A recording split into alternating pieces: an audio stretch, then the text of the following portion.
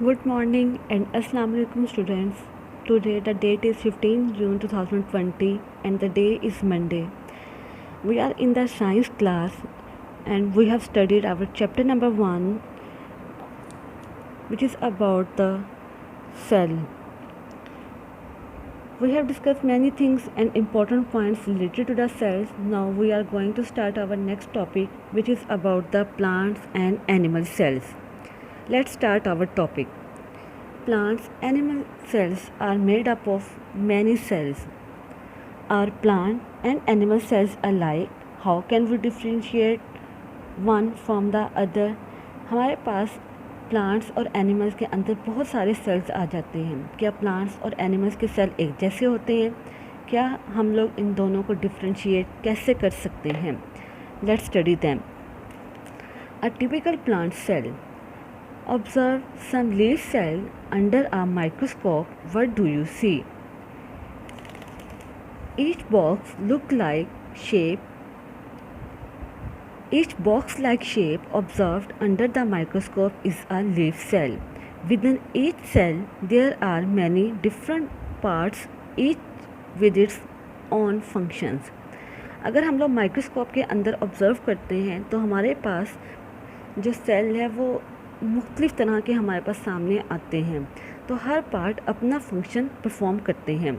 A plant is made up of different types of sales.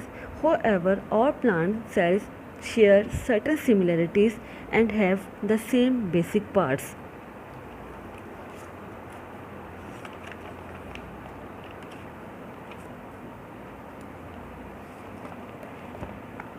The simplified diagram below show a typical plant cells with some of its part. पहले हम लोग इसको study कर लेते हैं, picture को study कर लेते हैं कि पिक्चर में हमें क्या बताया गया है. हमारे पास एक रेक्टेंगल लाइक शेप है. इस रेक्टेंगल लाइक शेप के अंदर अगर हमारे पास टू लाइंस हैं, टू बाउंड्री लाइंस हैं. जो आउटर मोस्ट वॉल है इसको हम लोग सेल वॉल का नाम देते हैं. जो इनर लाइन नज़र आ रही है इसको हम लोग सेल मेम्ब्रेन का नाम देते हैं. यहाँ पे हमारे पास जो एक सर्कल में जो आपको बड़े से ये सर्कल नज़र आ रहा है इसको हम लोग न्यूक्लियस का नाम देते हैं. सेंटर में आपके पास एक लार्ज साइज़ का एक बॉक्स नज़र आ रहा है, इसको हम लोग वैक्यूल का नाम देते हैं. वैक्यूल के साइड्स पे हमें छोटे छोटे कुछ बॉक्सेस नज़र आ रहे हैं, स्मॉल राउंडेड बॉक्सेस नज़र आ रहे हैं. इनको हम लोग क्लोरोप्लास्ट का नाम देते हैं. और क्लोरोप्लास्ट और ये न्यूक्लियस हमारे पास जिस मटेरियल के अंदर प्रेजेंट है उस मटेरियल को हम लोग साइटोप्लाज्म का नाम देते हैं. ये डायग्राम आपने अपनी बुक के ऊपर नोटबुक के ऊपर आपने ड्रॉ करनी है. Parts of a typical cell plant cell. Although cells appear flat, they are three-dimensional. The table below describes some of the part of a typical plant. Nucleus. It controls all the activities of the cell, including cell repair. It contains thread-like structures called chromosomes, which are made up of DNA, deoxyribonucleic acid, and proteins. Genes are part of the chromosomes, which store information to be passed on from one generation to the next. जो हमारे पास nucleus है, ये जो आपको shape नज़र आ रही है इसको हम लोगों ने न्यूक्लियस का नाम दिया था. अब न्यूक्लियस का क्या फंक्शन होता है? न्यूक्लियस का function is same like that the CPU of the computer. Nucleus हमारी बॉडी के तमाम एक्टिविटीज़ को कंट्रोल करता है. न्यूक्लियस कंट्रोल करता है कि किस तरह से अगर कोई भी सेल हमारी बॉडी में ड्यू टू इंजरी, कोई भी सेल अगर डेड हो जाता है तो उस डेड सेल को कौन बनाता है, उसकी इन्फॉर्मेशन कहाँ से आती है, वो हमें न्यूक्लियस ही देता है. न्यूक्लियस के अंदर हमारे पास दो मटेरियल होते हैं. मटेरियल्स को हम लोग क्रोमोसोम्स का नाम देते हैं. और जो क्रोमोसोम्स हैं, ये जो आपको थ्रेड लाइक स्ट्रक्चर्स नज़र आ रहे हैं, इस थ्रेड लाइक स्ट्रक्चर्स को हम लोग क्रोमोसोम्स का नाम देते हैं. और ये क्रोमोसोम्स किसके मिलकर बने होते हैं? DNA and protein. DNA deoxyribonucleic acid and protein. Chromosomes DNA और प्रोटीन से मिलकर बने होते हैं. Genes are the part of chromosome. इस क्रोमोसोम्स के ऊपर हमारे पास जीन्स होती हैं. जीन्स का क्या फंक्शन होता है? हमारी बॉडी या हमारी कोई भी इंफॉर्मेशन है वो सारी की सारी जीन्स में प्रेजेंट होती है. जीन्स के अंदर कोड होती है. अगर समटाइम्स अगर आप ये कहते हैं कि baby look like the parents. तो ये जो हमारे पास इंफॉर्मेशन आती है ये बेसिकली हमारे पास जीन्स में प्रेजेंट होती है, डीएनए में प्रेजेंट होती है। अगर आप लोग ये कहते हैं कि जो बेबी का कलर है, आई कलर है, वो मदर के आई कलर जैसा है, या बेबी के हेयर हैं वो बाबा जैसे हैं, तो ये सारी इन्फॉर्मेशन हमारे पास एक जनरेशन से दूसरे जनरेशन में ये हमारे पास क्रोमोसोम्स के में आती है, और क्रोमोसोम्स के ऊपर जीन्स प्रेजेंट होते हैं जो इस इन्फॉर्मेशन को स्टोर करते हैं। Cytoplasm, it is a jelly like and contains other cell parts such as nucleus and chloroplast। जैसे मैंने आपको पहले भी बताया था कि ये जो लार्ज बॉक्स, इसको वैक्यूल का नाम दिया था, इसके गिर्द हमारे पास एक मटेरियल प्रेजेंट होता है आउटसाइड द वैक्यूल, और इस मटेरियल के अंदर हमारे वैक्यूल, क्लोरोप्लास्ट और न्यूक्लियस प्रेजेंट होता है, जिसको हम लोगों ने साइटोप्लाज्म का नाम दिया था। तो जो साइटोप्लाज्म है it is a jelly like, ये जेली की तरह का होता है। New materials are constantly being made and broken down in the cytoplasm. तो ये जो साइटोप्लाज्म है, इस साइटोप्लाज्म के अंदर हमारा मटेरियल कंटिन्यूसली बन रहा होता है, हमारा मटेरियल कंटिन्यूसली इसी के अंदर ब्रेक करता है। Due to large vacuole the cytoplasm of a plant cell is reduced to a thin lining. जो सेंट्रल पार्ट है हमारे पास, वैक्यूल लार्ज हो जाने की वजह से हमारा जो साइटोप्लाज्म है ये इतनी सी जगह पर रह गया है, थिन रह गया है, ठीक है, जस्ट लाइक अ थिन लाइनिंग। और हमारा जितना भी material outside the vacuole present होता है वो सारे का सारा मटेरियल हमारा साइटोप्लाज्म के अंदर ही प्रेजेंट होता है। Next is the chloroplast. These are disc-like structures which contain a green pigment called chlorophyll. Chlorophyll traps light so that plants can make food during photosynthesis. Chloroplast का क्या फंक्शन होता है? Chloroplast is the main difference between plant and animal.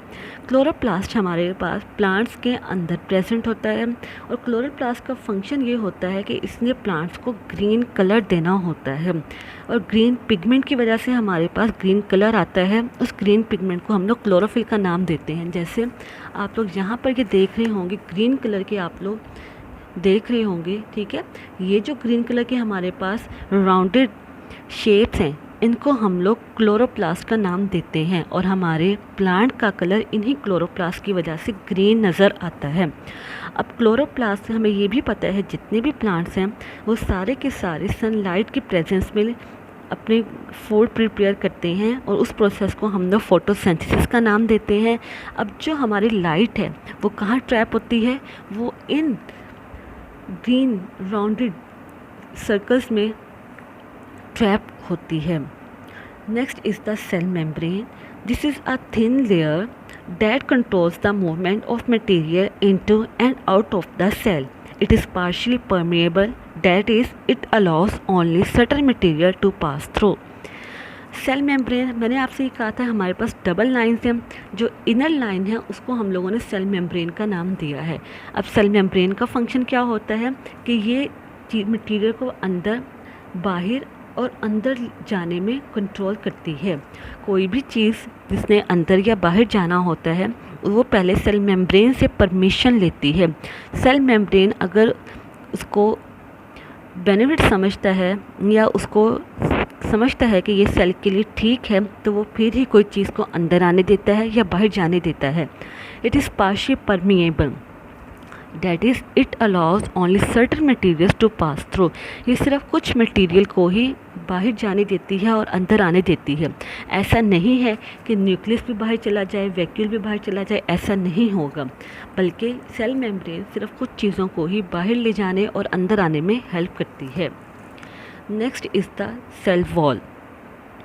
It is a strong and stiff structure made of cellulose. It supports a plant cell and gives it a regular shape. जैसे ये जो outer हमारे पास line है इसको हम लोगों ने cell wall का नाम दिया है। वो ये कह रहे हैं कि सेल वॉल है, it is just like a wall. जैसे वॉल हमारे पास स्ट्रॉन्ग होती है, ऐसे ही cell wall is a strong और ये हमारे सेल को शेप मेंटेन रखने में हेल्प करती है।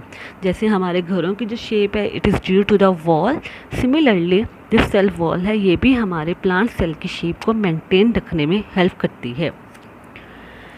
Next is the vacuole. It is filled with cell sap which contains substances such as sugar and mineral salt dissolved in water. The cell sap keeps the cell firm by taking in water. A plant cell usually has a large vacuole which forms the biggest part of the cell.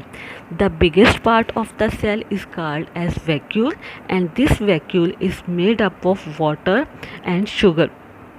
ये हमारे पास water, mineral salts और sugar का मिलकर बना होता है और ये सेल की शेप को मेंटेन रखने में हेल्प करता है। Now the homework is you have the question, write down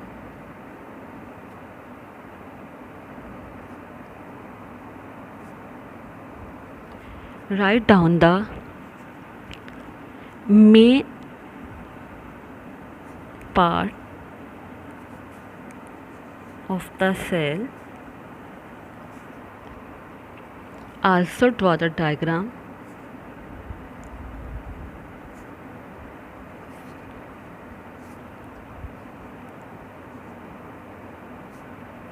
of plant cell. आपने प्लांट सेल के जो हम लोगों ने अभी पार्ट्स पढ़े हैं आपने इनको पॉइंट्स में अपनी नोटबुक के ऊपर लिखना है, ठीक है। तो और जिस तरह आपके पास ये न्यूक्लियस है, आपने सबसे पहले न्यूक्लियस की हेडिंग देनी है और उसमें अंदर आपने पॉइंट्स में लिखना है। जैसे पॉइंट नंबर 1 है controls all the activities of the cell, point number 2 contains chromosomes and DNA, point number 3 genes are the part of chromosomes which store information passed from one generation to the other. Point number आपका फिर next आपकी heading आ जाएगी cytoplasm की। Cytoplasm में आपने point number 1 लिखना है, it is a jelly like material which contain nucleus and chloroplast. Point number 3, materials are made and broken in the cytoplasm.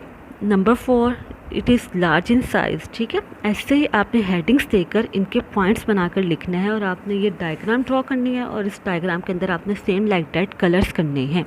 Okay students, thank you, अल्लाह हाफिज़।